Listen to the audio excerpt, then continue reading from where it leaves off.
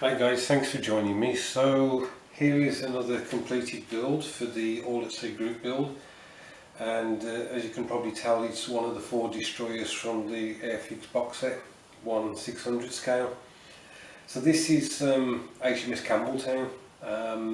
Now she didn't start off life as HMS Campbeltown. In fact, she started off as USS Buchanan. She was launched at Bath Iron Works, Maine on the 2nd of January 1919, and under the Lend-Lease Age she was one of 50 destroyers transferred to the Royal Navy early in the war. In September 1940 she was commissioned in the 1st Town class squadron of destroyers and allocated for duty in the western approaches with the 7th Escort Group, Liverpool. Later she served with the Atlantic convoys, and in one action she helped to sink an enemy submarine, the U-401. So what the Airfix instructions don't tell you about is the raid on Saint Nazaire, which involved HMS Campbeltown. It was actually called Operation Chariot, and the plan was to ram an explosive laden warship into the dock gates at Saint Nazaire. Accompanying her would be a number of small boats carrying British commandos who would destroy the dock's pumping and winding machinery and other infrastructure. Now the reason for this was the Tirpitz, the German battleship, if she needed any repairs, then Saint Nazaire was the only place that could accommodate her with the dry dock, and so the British decided to put it out of action in order that should anything, any damage be caused to the Tirpitz, then she wouldn't be able to repair. The particular difficulty of the operation was that the dock was located several miles up the estuary of the Loire River. As an obsolescent destroyer, Campbeltown was considered to be expendable and was selected to be the ramming ship. An explosive charge consisting of 24 Mark 7 depth charges containing 4.5 tons of amatol was fitted into steel tanks installed just behind the steel pillar that supported her forward gun mount. A flotilla of 21 vessels, Campbeltown 16 Fairmile B motor launches, 1 motor torpedo boat and a Fairmile C motor gunboat, acting as troop headquarters, left Falmouth on the 26th of March 1942. By flashing genuine German recognition signals, the force, with Campbeltown flying the flag of the Kriegsmarine, approached to within less than 1 mile of the harbour before being fired upon. Campbeltown, as the largest target, drew most of the fire. During the final approach, the crew of Campbeltown lowered the emblem of the Kriegsmarine and hoisted the fighting ensign of the Royal Navy. 4 minutes later, Campbeltown rammed the dock gate. The commando and ship's crew came ashore under heavy German fire and set about demolishing the dock machinery. 169 of the raiders were killed, 64 commandos and 105 sailors, out of the 611 men in the attacking force. Of the survivors, 215 were captured and 222 were evacuated by the surviving small craft. The charges in Campbeltown exploded at noon, an hour and a half after the British had expected. Although the ship had been searched by the Germans, the explosive had not been detected. The explosion killed around 250 German soldiers and French civilians and demolished both the front half of the destroyer and the 160 short tons of dry dock, with a rush of water into the dry dock washing the remains of the ship into it. The Saint Nazaire dry dock was rendered unusable for the rest of the war and was not repaired until 1947. So there you go guys, a bit of history of quite a famous little ship, to be honest.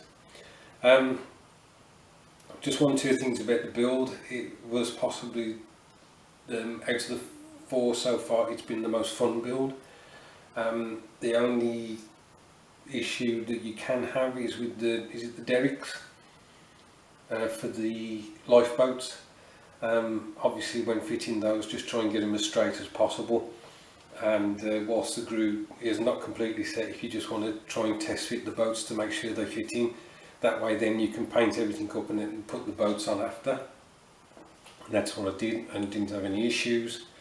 The portholes are drilled out. I was going to try and do a sludge wash, but decided against it. The holes were just too small and weren't holding the wash. I tried a similar thing with one of the other builds, and the other build would have been completed first, but because of the fail of the sludge wash, I'm going to have to repaint the hull again, or parts of the hull.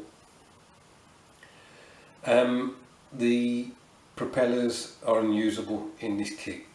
They're just shapes of something, then they don't resemble propellers at all, unfortunately. What I may do is take them off, take off all the excess, which will, I'm sure, include blades, and just paint the centre section of the propellers, so it looks as if the propellers are turning, but you've just got this brass section on the end.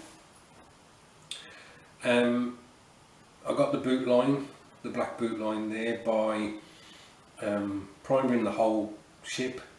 Then there is a delineation where the boot line should be, so what I did was I painted that area black. Wasn't too careful about that. Then got some Tamiya tape to the right thickness, put that on the sides of the ship, and then painted the hull red up to the Tamiya tape and the upper hull grey down to the Tamiya tape. And when it was all dry, just pulled that off and you're left with a nice straight boot line. The green apparently is the colour for ships. This is like 1939, so it's apparently the colour that ships could have had at that period. What it is Semtex. It's a similar. It's made by the same company that make the explosive, and it's an anti-skid material. And I think it came in various colours: green, brown, black, I think, and one other one. I think there was like a wood effect. There we go. There is something I'd like to show you on this build that I've never managed to achieve on any other build. So this is a first for me, and I'll just turn her slightly so you can see it.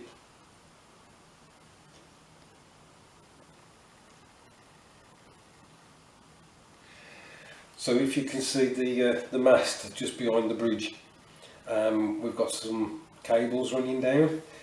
Now, for the first time, don't laugh, I've actually managed to stretch sprue. Over the years I've tried time and time again, and I just could not get it. It would just break as soon as I started pulling the sprue apart.